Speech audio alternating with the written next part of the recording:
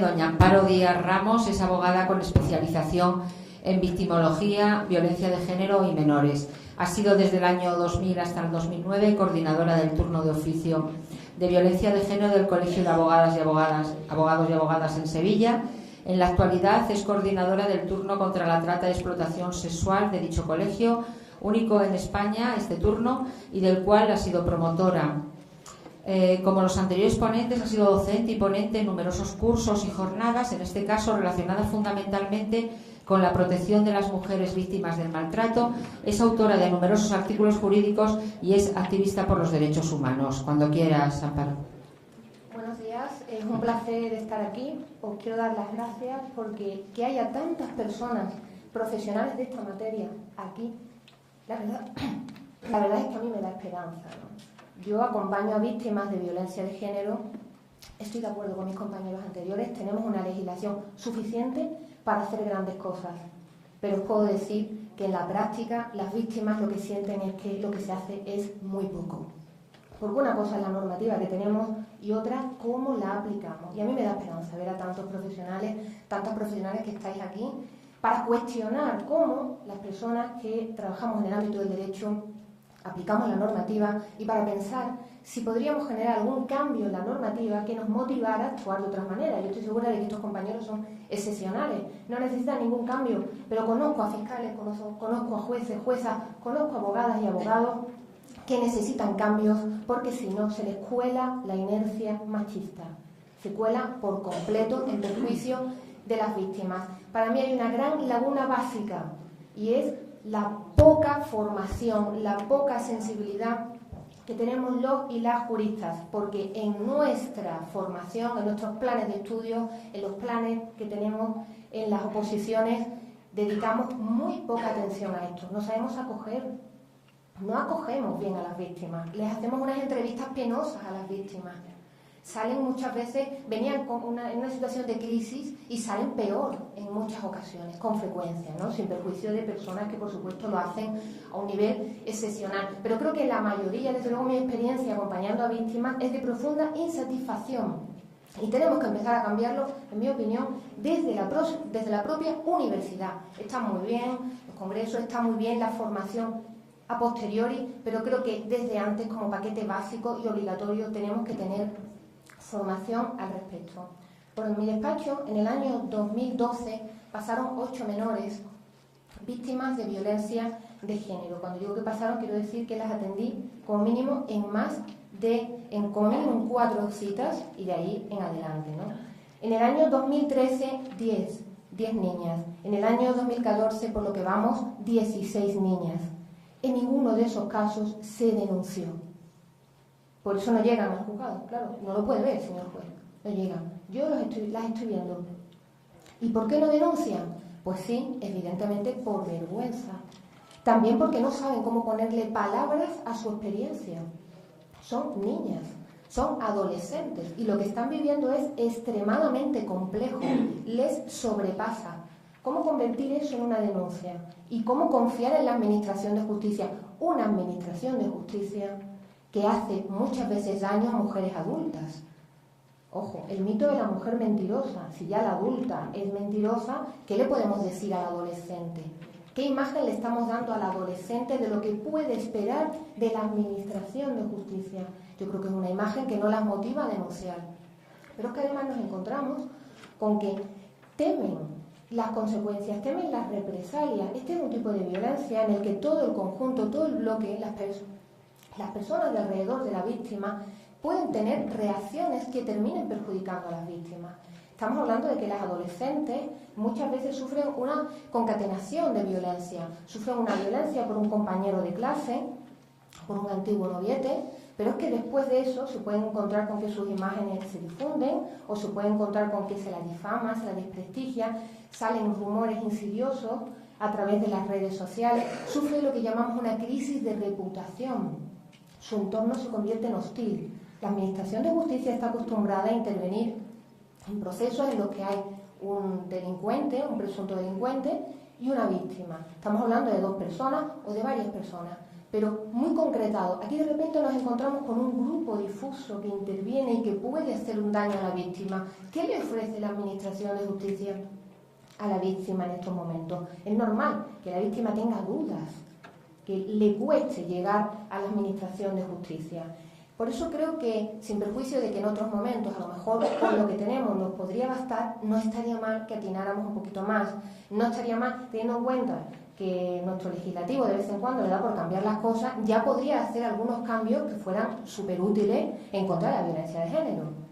Por ejemplo, la violencia psicológica, que hay normativa internacional donde se describe, donde se dan unos parámetros, porque es un concepto jurídico indeterminado, un concepto jurídico que lo vamos a tener que aplicar no solamente en el delito de violencia habitual, también en el delito contra la integridad moral, también cuando abordamos el tema del acoso sexual, incluso cuando abordamos el tema de las agresiones, abusos sexuales, hay un componente psicológico que tenemos que abordar. Y sin embargo, no está medianamente descrito en nuestro Código Penal. Otras legislaciones sí lo hacen, de forma que nos garantizamos unos mínimos. Esas legislaciones se han garantizado unos mínimos. Aquí no tenemos esos mínimos garantizados. Perdona, creo que me estoy resfriando, ¿no? Lo siento.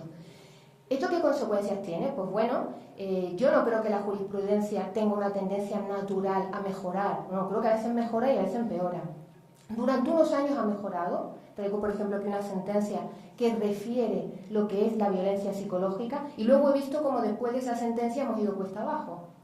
Y lo que esta sentencia decía que era violencia psicológica, pues ahora mismo ya no tiene importancia. No tiene importancia, y como no tiene importancia, y ese es el mensaje que le estamos dando a las niñas, ¿para qué van a denunciar? Si le estamos diciendo que no tiene importancia la violencia psicológica. La mayoría de las agresiones sexuales que sufren estas niñas no es porque le den una paliza y terminen en el hospital. Lo que ha habido es un proceso de amedrentamiento, un proceso de coacción, una violencia psicológica o un abuso de superioridad. Pero para probar eso no solamente hace falta el esfuerzo de la víctima, hace falta también el esfuerzo de la Administración de Justicia. Y yo, en mi acompañamiento a las víctimas, tengo que decir que cuesta sangre conseguir eso, ¿eh? Cuesta muchísimo, porque la tendencia, en principio, es no darle importancia a ese proceso psicológico, a esa conducta que no es de 1 o de 2 días. Por ejemplo, para quienes trabajáis en esta materia, os voy a leer una sentencia y ya me diréis si esto lo habéis aplicado en el día a día o no. Dice esta sentencia. A ver, el maltrato psíquico se sirve no solo de insultos, vejaciones y amenazas, sino también de crueldad mental de diversas formas, de gritos, desprecio, intolerancia, persecuciones, falta de respeto y subestimación, actitudes de ignorancia del otro, bromas denigrantes en público, desafecto, frialdad de trato, amenazas de abandono, uso de amenazas, de desprestigio y en la resolución de conflictos. Bueno, si esto lo aplicaran todos los días sería genial. Pero es que hace unos cuantos años que esto no se aplica así. Hace unos cuantos años que a esto se le termina llamando, salvo que haya insultos e insultos graves, se le termina llamando simplemente conflicto. Y no se aborda lo que significa como violencia psicológica. No solamente respecto de la violencia en la pareja, sino también en los casos de acoso, el hostigamiento. Estoy de acuerdo, tenemos un tipo penal estupendo, el 173.1 para hablar del acoso en general, y tenemos además el acoso sexual tipificado. ¿Qué pasa? Que son conductas psicológicas, conductas que de manera individual muchas de ellas no tienen relevancia, pero para que se le dé la relevancia hay que hacer un estudio de la dinámica. Y mira por dónde hacemos el peor estudio posible siempre para la víctima. La víctima vive una experiencia de hostigamiento y a la Administración de Justicia lo que le llega es que no tiene normalmente importancia. Esto está pasando con mujeres adultas y con adolescentes, por tanto es muy complicado. En el tema de las adolescentes nos encontramos con los testigos, la dificultad de los testigos, pero es que testigos y testigos nos encontramos muchas veces con que no quieren declarar, tienen miedo a las consecuencias, no se ponen a favor de la víctima, temen sufrir por su parte ellos también delitos, ¿no? Muchas veces nos encontramos con una intervención en materia educativa que no es buena, porque claro, en mi trabajo, si no quieren denunciar, ¿yo qué hago? Pues intento minimizar daños, intento elaborar un plan de seguridad para esa víctima que no confía en la Administración de Justicia, pero que tiene que conseguir protección. Y nos encontramos con que muchas veces el tema de orientadores o orientadoras no ven, no llegan tampoco, no tienen perspectiva de género, no tienen formación especializada en perspectiva de género, no captan lo que significa este tipo de dinámica y las consecuencias para las chicas. Rápidamente le dicen, pero tú ¿por qué te has metido en este lío? O sea, lo de él o la profesional que habla sin ningún tipo de reflexión es lo único que está garantizado para una víctima de violencia de género. No está garantizado el profesional súper especializado, súper especializada que le trata con total corrección. Lo que está garantizado es que antes o después va a tener un profesional, una profesional que sin querer le va a hacer daño. Y esto es muy triste. Y cuando un padre y una madre tiene a su hija en esta situación, se pregunta, ¿de verdad? ¿Cómo? ¿Las llevo a la Administración de Justicia o no? Tenemos que cambiar, en mi opinión, muchas cosas para hacer visible esta situación y para ser capaz de proteger. Además de conseguir un concepto más concreto de violencia psicológica, que lo hacen otras legislaciones, que es posible, por ejemplo la legislación de Puerto Rico, tenemos que dar cobertura legal al síndrome de adaptación paradójica a la violencia en adolescentes. ¿Por qué? Porque cuando hablamos de legislación en esta materia y pensamos en la ley integral de violencia de género en la pareja, no es solamente una ley de contenido de Código Penal puro y duro, es una ley que intentó ser, y creo que en parte lo fue, transformadora y que por tanto abordaba desde una perspectiva de la prevención y desde una perspectiva de comprensión del fenómeno. Bueno, pues aquí hay una cosa que se nos está escapando y es que las adolescentes no reaccionan iguales que sus madres. Las adolescentes, a la quinta vez que tú le has destrozado sus relaciones a través de las redes sociales, cuando se está pensando cortar contigo, ella también hace algo a lo mejor en la red social. Y ahora rápidamente se le dice a ella, es que tú has hecho lo mismo que él. Y no se analiza la dinámica, no se analiza que el comportamiento de ella ha sido reactivo a una conducta previa, ha sido un comportamiento en explosión, no tenía una dinámica previa de control. Pero de repente, las personas que hablan con ella le dicen, porque ella además te lo cuenta, me hizo esto, se hizo pasar por mí, se hizo no sé cuánto, ahora que yo ya me harté, y entonces cogí tal, ella te lo cuenta. Y entonces él o la profesional dice, ojo, esto ya no es violencia de género, esto es violencia bidireccional. Esto es como decir que te acaban de dar 8 patadas y tú escupes a alguien y te dicen violencia bidireccional. Bueno, sí va.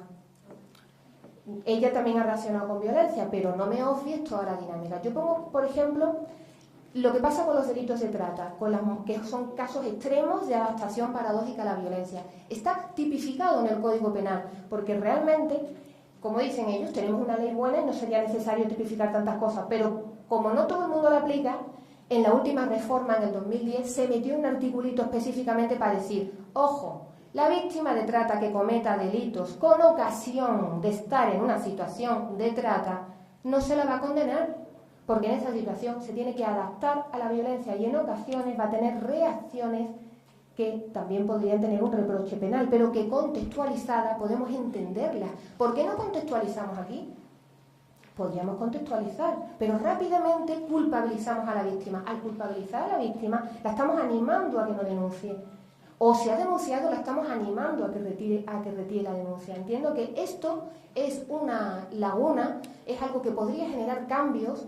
Creo que hay muchas cosas que se podrían cambiar, pero y voy a intentar mencionar solamente lo que creo que podría tener un efecto multiplicador. Lo siguiente que creo que podría tener un efecto multiplicador sería que en un texto normativo se refiriera de una vez que no tenemos motivos para estar todo el día cuestionando la credibilidad de las mujeres, porque esto ya me parece un poco denigrante. Es volver al pasado, cuando las mujeres no podíamos firmar contratos, cuando las mujeres no podíamos ser testigos porque teníamos o poca capacidad mental o poca ética. Aquí resulta que el agresor tiene presunción de inocencia y yo estoy totalmente a favor de la presunción de inocencia, pero no me parece nada acertado que se aplique la presunción de falsedad en la denuncia para las mujeres. Y eso se está haciendo con una cierta frecuencia, obviamente no por todo el mundo. Y se está tirando mucho de la doble imputación como forma de animar a la víctima para que se solucione fuera del juzgado la dificultad. Y la gente, la ciudadanía no es tonta, lo saben, porque ha habido casos además famosos que han terminado con, por ejemplo, imputando a la mujer por haberle dado un bocado en el culo al tío. Que hombre, un bocado en el culo no parece que sea una acción de ataque, más bien da la impresión de que es defensiva. ¿Os imagináis a alguien que para atacar a otra persona se agache para dar un bocado en el culo? No, ¿verdad? Sin embargo, pues se plantea que puede corresponder una doble imputación. Este tipo de cosas me parece que hacen mucho daño. Creo que en el tema de menores estoy de acuerdo con el señor juez. La jurisdicción de menores es muy importante que tenga una intervención especializada, precisamente por el objetivo de recuperación del menor. Pero creo que tiene que incorporarse la perspectiva de género, porque si no, resulta que nos interesa el menor delincuente, pero la menor víctima nos interesa poco. Es decir, me parece que no tiene mucho sentido. Entonces es necesario que se comprendan las dinámicas de este tipo de violencia, que haya capacidad para una respuesta más rápida, porque es verdad que la respuesta es lenta, pero bueno, hemos conseguido en la normativa ordinaria una respuesta rápida, aunque no demasiado satisfactoria. Aquí también se podrían dar unos plazos, ¿no?, rápidos, para decidir el otorgamiento, no otorgamiento de las medidas de protección.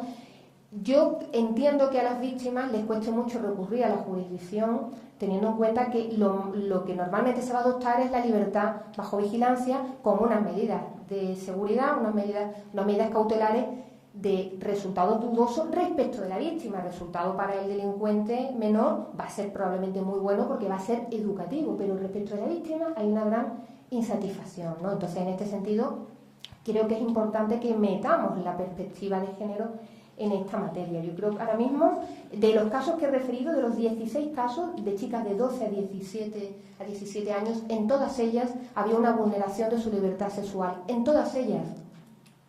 En algunos, penetraciones vaginales, anales, en otras no llegaba a eso, pero prácticamente en todas había relaciones sexuales, bien con violencia física, bien con intimidación. Ninguna terminó denunciando. Tengo que decir que en algunos de esos casos, el menor, estoy hablando de casos en los que el agresor también es menor, pero en algunos de esos casos el menor tenía menos de 14 años.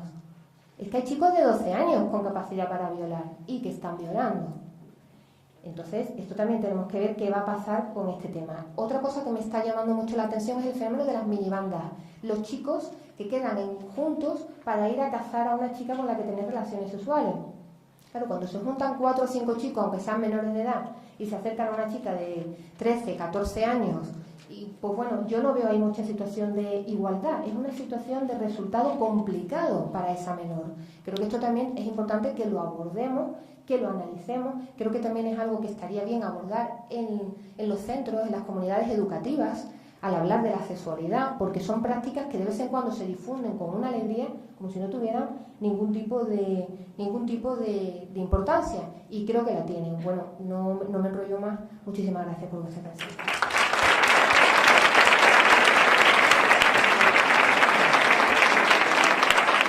Muchas gracias, Amparo. Muchísima capacidad de síntesis. Lo que sí, como es que no puedo remediar mi doble papel de médico forense y moderadora, entonces, cuando has hablado de la violencia psíquica que no se reconoce, nosotros en nuestras valoraciones, y tú lo sabes, en las unidades de valoración integral de violencia de género, existe personal técnico especializado. En cada uno de los 8 institutos de medicina legal de Andalucía existe una unidad de valoración integral. Y una de las cosas precisamente que nos llega, no nos llega la violencia física, nos llega aquellos casos en los que hay dudas sobre el maltrato habitual, donde estamos valorando precisamente la violencia psíquica, la violencia psicológica. Hay lesión psicológica, como tal puede haber tratamiento, como cual puede haber secuelas, y eso se valora. No, sí sé que se valora, y lo que pasa es que digo que a veces la valoración no abarca todas las formas de violencia. Veréis, aquí hay más personas que no siempre, si ya sabemos que tenéis esos recursos, igual que hay jueces y médicos estupendos, que hablando en general, estoy hablando de lo malo, no de lo bueno, podría empezar a decir cosas buenas 500, pero como el tema es las lagunas, pues vengo aquí a hablar de lagunas. No, que todo, además lo has explicado perfectamente todas las que hay, estamos de acuerdo. Me dicen que tenemos que estar rápidamente, así que las preguntas,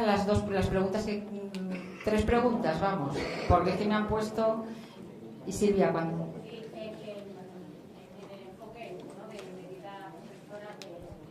podemos hacer más y mejor por las víctimas, pese a que es verdad que se hace mucho y bueno, ¿no? Pero en ese enfoque de más y mejor. No es muy jurídico lo que voy a decir, pero es muy importante a mi entender, ¿no?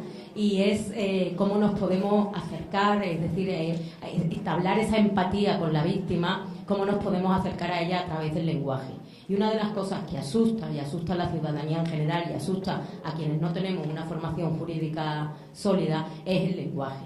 Y sobre todo, bueno, eso en cualquier edad, ¿no? Yo he podido conocer víctimas adultas que han hecho verdaderos máster, no solo licenciatura, sino máster y doctorado en todo lo jurídico, porque a fuerza de ir a juicio, a fuerza de declarar, a fuerza de tener que sobrevivir a esto, pues han estudiado y hablan casi que como un señor juez o una señora jueza, o un señor fiscal o señora fiscala o cualquier abogado o abogada, ¿no? Pero claro, eso asusta, ir a un juicio asusta, pisar un juzgado asusta, pisar una audiencia asusta, porque no suele ser habitual, no vamos allí como vamos a la frutería, y el lenguaje también asusta, ¿no? Entonces hay una experiencia que yo creo que es interesante de la Dirección General de Violencia de Género, que es la guía procesal traducida. Esa guía es un intento de traducir todo el lenguaje jurídico a un lenguaje divulgativo, para ayudar también a las víctimas a cuando tienen que enfrentar ese proceso, bueno, pues que sea en su lenguaje, que sea el lenguaje es un puente de acercamiento. Yo lo tengo que decir como periodista, como comunicadora, como divulgadora, y yo creo que ahí en ese trabajo personal, que no legislativo, hay mucho también recorrido y mucho por avanzar. Todos los que tenéis una especialidad muy rigurosa y muy profunda, desde la Fiscalía, a los abogados y abogadas, incluso a los médicos y médicas forenses, hay que acercarse a las víctimas también a través del lenguaje, que en definitiva es quien construye puentes, ¿no? Y yo también quiero, bueno, aparte de dejar ahí esa reflexión, los tres habéis sido muy claros y muy pedagógicos, así que gracias para los que no somos juristas. Y luego otra reflexión importante también basada en la experiencia es que, bueno, desde el Instituto Andaluz de la Mujer se viene trabajando desde hace 2 años con víctimas adolescentes. Y también lo que son los prejuicios, ¿no? Pensábamos al principio que iban a ser sobre todo víctimas de violencia psicológica, y después de atender y tratar de recuperar a más de 100 niñas, a mí me gusta decir niñas porque es verdad que son de 14 a 17 años, nos hemos encontrado con que muchas, no voy a decir la mayoría, pero muchísimas, no son solo víctimas de violencia psicológica, lo son de violencia física y de violencia sexual. Por lo tanto, ahí hay ámbito de trabajo. Gracias. Sí, estoy de acuerdo.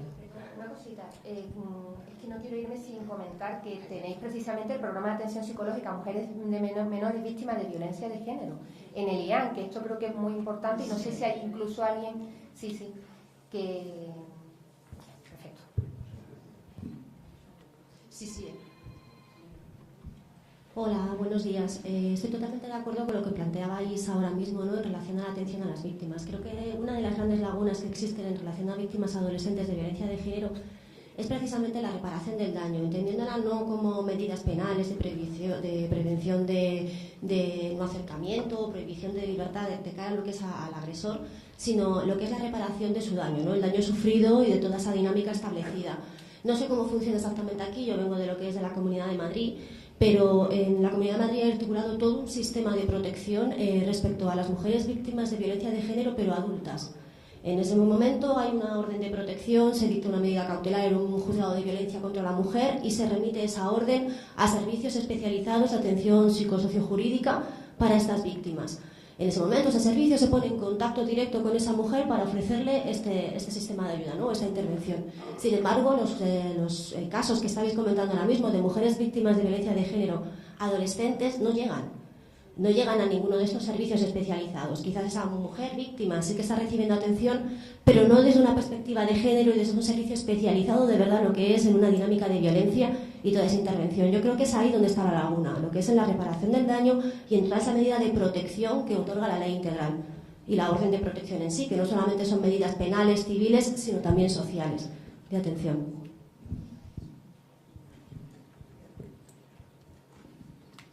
Contesto yo, que podéis contestar también cualquier miembro de la mesa, pero bueno, contesto yo.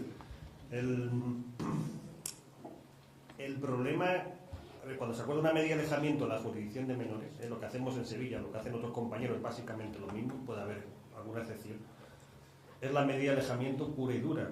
Ya he dicho al principio que nosotros lo que nos centramos es en el autor, no en la víctima.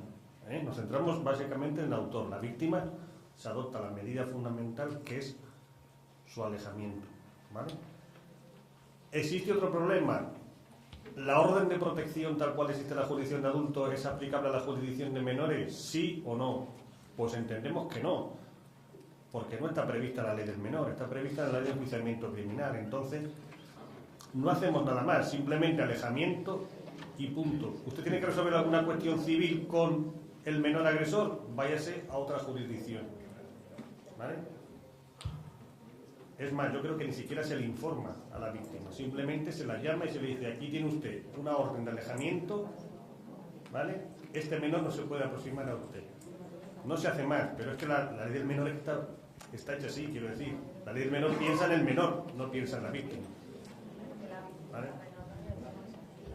Sí, quizás estaría bien un SABA puesto ahí en esas dependencias, ¿no? Porque sería una vía de acceso a los servicios relacionados con la violencia de género, ¿no? El SABA también podría permitir al IAN, en fin, sería una forma de meter en el circuito de la violencia de género para que no solamente el agresor esté metido en su circuito, sino que la víctima esté metida en un circuito que tenga utilidad para ella, ¿no? De hecho, los actos de violencia de género que tiene el Consejo General del Poder Judicial no nos pide datos, quiero decir. Lo sabrá, pero nos interesa la jurisdicción de adultos, no nos interesa la jurisdicción de menores. Por eso ya dije al principio que nos interesa. Y los datos de si la UBIC pudiera dar también datos sería muy, muy importante. Si la UBIC aquí, pero vamos, que yo creo que no llegan. Sí, tenéis datos. Bueno, buenos días, yo soy la coordinadora de la UBIC de Sevilla. En realidad no tenemos unos datos estadísticos concretos, pero sí que podemos decir que son escasas las incidencias de víctimas menores de edad que denuncien. Que nosotros, bueno, que denuncien y que sean derivadas. Evidentemente, si denuncian, el juez decide la sentencia y no pasan por la UBIC, lo desconozco. Pero la estadística puede ser, a lo mejor he visto 3 mujeres menores de edad en todo el año, no sé, aproximadamente. No, hay muchos más.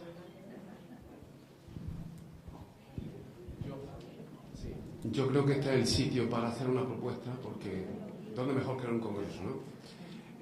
Hace, yo creo que 10 años, cuando la Consejería de Educación sacó la normativa que regulaba derecho y deberes del alumnado, una persona, me imagino que conocida por gran parte de los asistentes, Emilio Calatayud, se mostró contento pero sorprendido. Contento porque era bueno que hubiera una normativa que recogiera los derechos y los deberes, sobre todo de menores, en los centros educativos, pero sorprendido que solo se hubiera hecho desde educación sin contar con justicia, sin contar con especialistas. Bien, yo creo que llega un momento en que, como todo es mejorable, se ha sometido a revisión, sea el resultado de una coordinación entre justicia y educación, mediante una comisión, una mesa de trabajo o lo que sea, que enfoque las cosas poniendo énfasis en la atención a las potenciales víctimas. Porque si hablamos mucho de prevención y no hacemos nada o hacemos poco, seguiremos moviéndonos en la línea difusa que en los centros educativos, yo he sido profesor de instituto durante muchísimos años, en las que la tendencia por la mejora de la convivencia y la resolución de los conflictos obvia la realización de faltas e incluso la comisión de delitos. ¿Por qué? Por una mala entendida manera de abordar los temas, por desconocimiento, por una falsa buena voluntad. El caso es que el perjuicio a la víctima se produce muchísimas veces por el desconocimiento de personas formadores y formadoras que no alcanzan a ver más allá de lo que está sucediendo.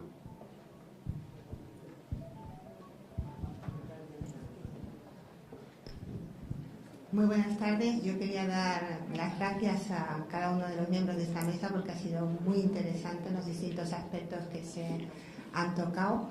Y hablando de víctimas y también como he oído una pregunta en relación con la reparación, y puesto que el señor fiscal al inicio de su intervención pues me dejó un poco con la miel en los labios, ¿no?, acerca de profundizar un poco en esa reparación que él, por lo visto, pues ha trabajado mucho más.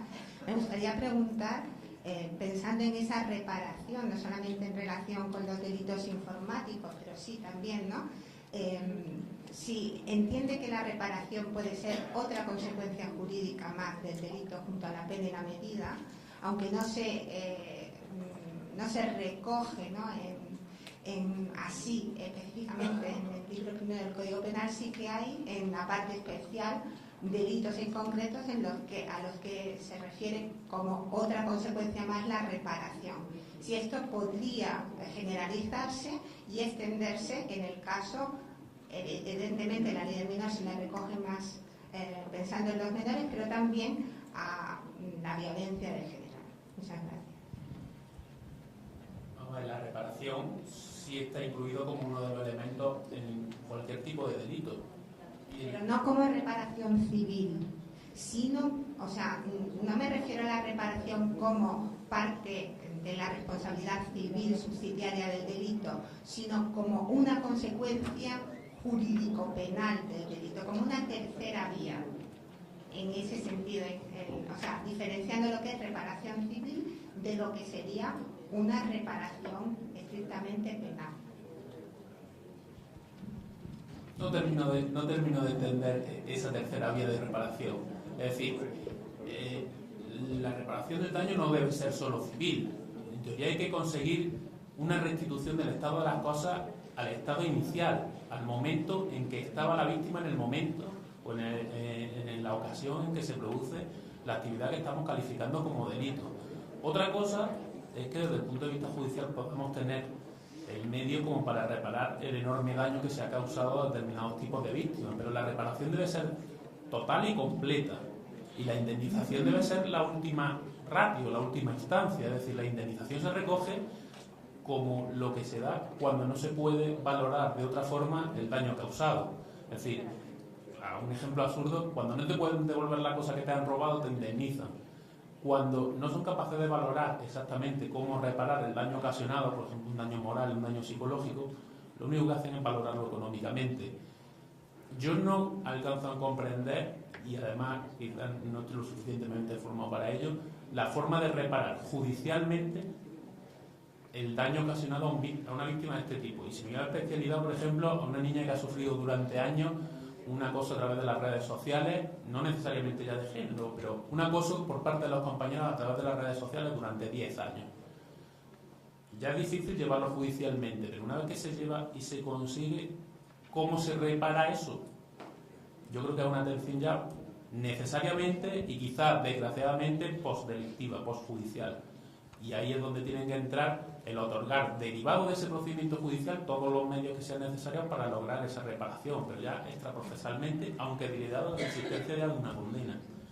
No sé si respondo exactamente a lo que he preguntado, pero es la única vía que yo encuentro. Yo quisiera comentar también algo, y es que me encanta tu reflexión porque me recuerda a otra laguna que yo veo.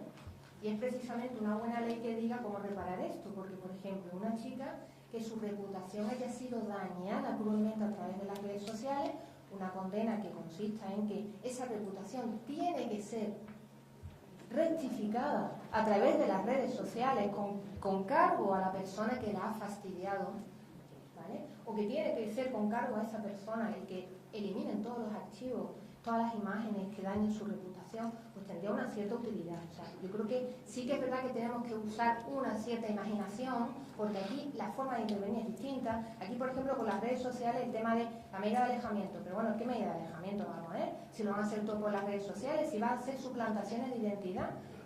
La prohibición de dejarse de comunicar va suplantando la identidad. Tenemos que buscar otras formas, ¿no?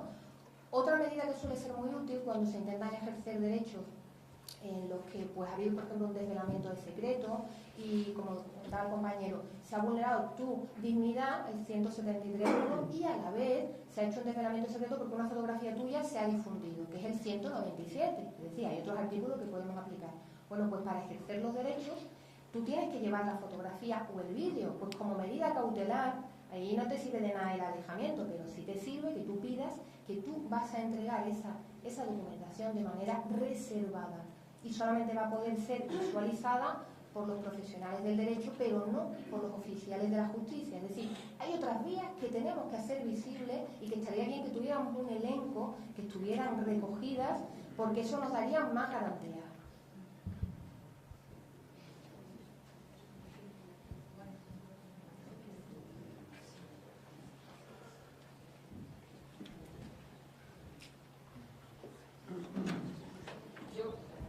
Me van a reñir muchísimo. La última pregunta, porque hay una, dos y tres. ¿No? Yo ayer estaba allí, yo no te había visto, perdóname. Verás. Hola, buenos días. Tú y luego ahí, ¿no?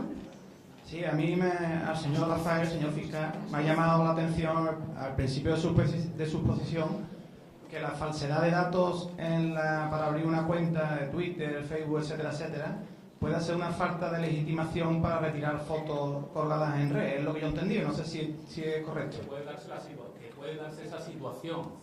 Es decir, obviamente para pedir que se retiren determinados datos referidos a un perfil, hay que empezar por acreditar que ese perfil es nuestro.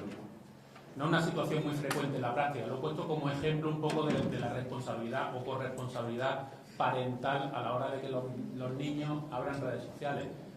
Si yo abro un perfil en una red social, obviamente si cuelgan una foto personal mía, eso es identificable sin necesidad de comprobar los datos de perfil. Pero si nos encontramos con una usurpación del perfil, lo primero que tendré que hacer es acreditar que ese perfil es mío. Y pensemos en un Facebook que contiene datos personales, una biografía, etcétera. Pensemos en otro tipo de red social, un LinkedIn o cualquier otro tipo de red social, que hay muchísimas, el High Five o redes sociales en las que solo se te hace preguntas, no contienen datos personales, no contienen fotos, en las que sí nos podríamos llegar a encontrar un problema. Y es que no puedo acreditar que ese perfil sea mío. Bien, y otra pregunta muy cortita para su señoría. ¿Las medidas socioeducativas se adoptan de oficio o tienen que pedirla a alguien? ¿A qué te refieres en concreto? ¿Tareas socioeducativas o las medidas en general de la ley? No, usted en su exposición ha comentado que cuando son actos de poca entidad se pueden poner medidas socioeducativas más alejamiento, ¿no? Sí, tareas socioeducativas más alejamiento. Vale. ¿Esas medidas socioeducativas las tiene que solicitar? Siempre las solicita el Ministerio Fiscal, que es, digamos, quien acusa en el procedimiento de menores, y si existe acusación particular en el caso de la víctima, la puede solicitar también él. Puede haber solicitado una más grave, por ejemplo, pedir un internamiento. Sí, pero mi pregunta es, si no se persona la acusación particular y el Ministerio Fiscal no pide nada, no se pone. Evidentemente, si no hay una acusación, principio acusatorio, no se puede condenar a quien no ha sido previamente acusado. Siempre tiene que pedir su condena el fiscal o la acusación particular. Si no hay petición de condena, el juez de menores ni el juez de mayores de oficio no puede acordar ningún tipo de medida. Aunque sea un acto de poca entidad, ¿no? Es que no hay acusación, tiene que haber alguien que acuse de algo. Pero yo entiendo que si llega al juzgado es porque hay algo, ¿no? Bueno, si llega al juzgado puede haber algo o no puede haberlo, tiene que haber un juicio. No, se lo digo a colación porque a mí se me han dado casos de madres que llegan desesperadas porque el niño está en una edad de 14 a 16 años que tiene que ir al colegio, el niño se levanta a las 12, el niño no va al colegio, se pone la denuncia, va al juzgado y al final le dicen, no, estas son cosas de poca entidad y al final se queda en nada, ¿no? Es que no ir al colegio, ¿qué delito es? ¿O qué falta es? Bueno, en este caso sería la madre, se estaría buscando la responsabilidad de la madre por no obligar la madre se supone que es mayor de edad, por lo tanto ya no entra en la jurisdicción de menores. Sí, pero usted me entiende lo que ¿Fumar porros es un delito? Hombre, si lo hace en la calle sí. Una falta administrativa. Una falta administrativa, por eso está la administración, pero no los juzgados. Tiene que haber hechos que sean delito o falta, si no, no hacemos nada, porque ya dije que es una jurisdicción penal. Si yo no voy al colegio, bueno, pues será un problema tuyo y de tus padres, pero no de los juzgados de menores ni de la Fiscalía de Menores. Si tú fumas 3 porros en el parque todos los días, pues será un problema tuyo de tus padres y si te ve la policía una sanción administrativa, pero no es un delito, el consumo no está penado, lo que se pena es el tráfico. Hay países, por ejemplo, países, sobre todo los que tienen una tradición anglosajona, que sí sancionan este tipo de medidas, porque creo que son una especie como de escalón hacia el delito. En Inglaterra, creo, se sanciona este tipo de conducta, pero en España es que no son ni delitos ni faltas. Por lo tanto, Quiero comentar una cosa. Lo que pasa es que en el protocolo de la educación, en vuestras normas, sí que tenéis, cuando hay un caso de absentismo, tenéis que comunicarlo a Fiscalía, creo recordar. Y quizás por eso os genera tanta duda. ¿Para qué tenemos que comunicar si luego finalmente esto se archiva? Yo creo que aquí hay otra laguna, que estamos pensando siempre en se puede condenar o no condenar, y condenando educamos, pero hay ocasiones en las que a lo mejor no hay que condenar porque no llega a tener entidad, pero sí requiere una intervención específica de alguna administración, habrá que ver cuál. Entonces no tiene mucho sentido que te digan, pues cuando hay tantas faltas hay que comunicarlo a Fiscalía, si luego tal la Fiscalía no va a hacer absolutamente nada, y hay un problema de... Era por eso, ¿no? Por lo que comentaba, ¿no? Bueno, es que me dicen que a las 12 en punto tenemos que estar en la sala porque tiene que venir. Pero esta niña lleva desde el primer momento, así que sí que la voy a dejar a ella la última, ¿eh? Muchas gracias por lo de niña.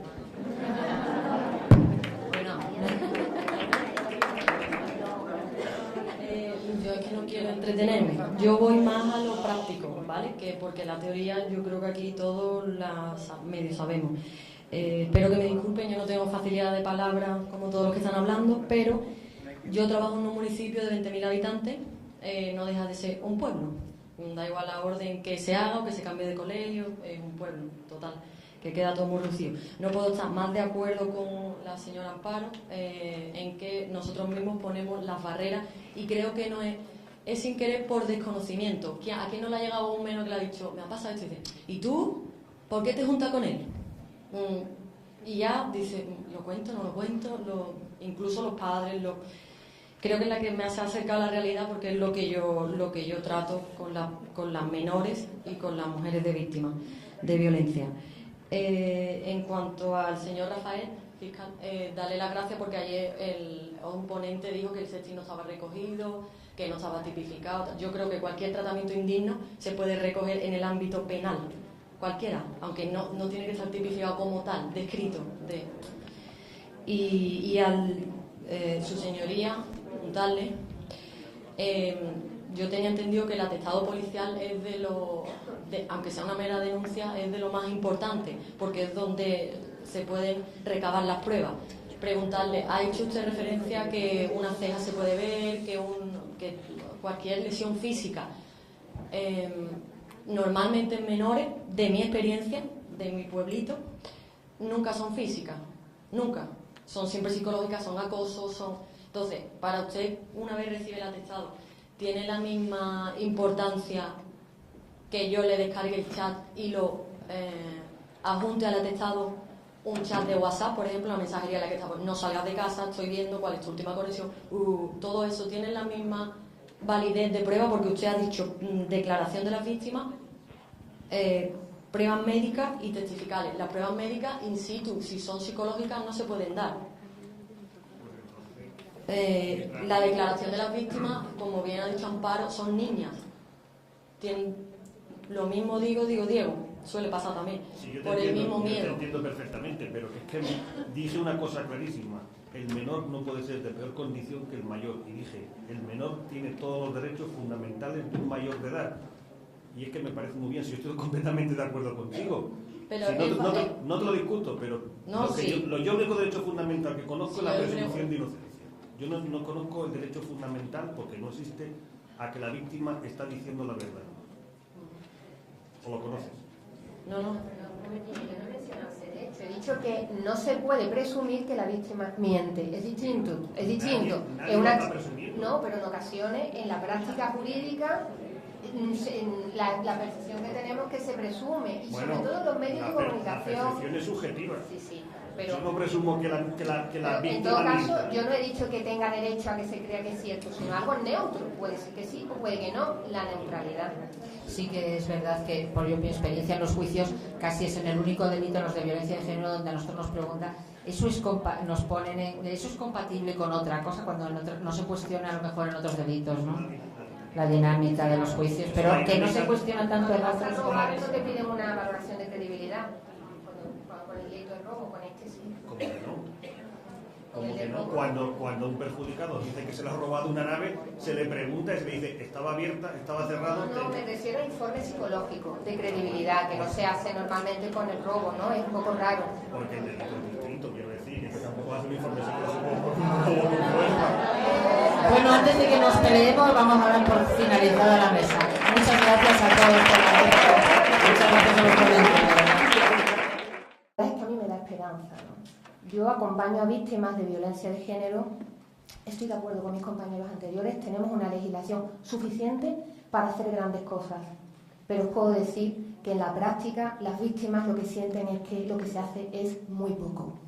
Porque una cosa es la normativa que tenemos y otra cómo la aplicamos. Y a mí me da esperanza ver a tantos profesionales que estáis aquí para cuestionar cómo las personas que trabajamos en el ámbito del derecho aplicamos la normativa y para pensar si podríamos generar algún cambio en la normativa que nos motivara a actuar de otra manera. Yo estoy segura de que estos compañeros son excepcionales, no necesitan ningún cambio, pero conozco a fiscales, conozco a jueces, juezas, conozco a abogadas y abogados que necesitan cambios porque si no se les cuela la inercia machista, se cuela por completo en perjuicio de las víctimas. Para mí hay una gran laguna básica y es la poca formación, la poca sensibilidad que tenemos los y las juristas, porque en nuestra formación, en nuestros planes de estudio, en los planes que tenemos en las oposiciones, dedicamos muy poca atención a esto. No sabemos acoger, no acogemos bien a las víctimas, les hacemos unas entrevistas penosas a las víctimas.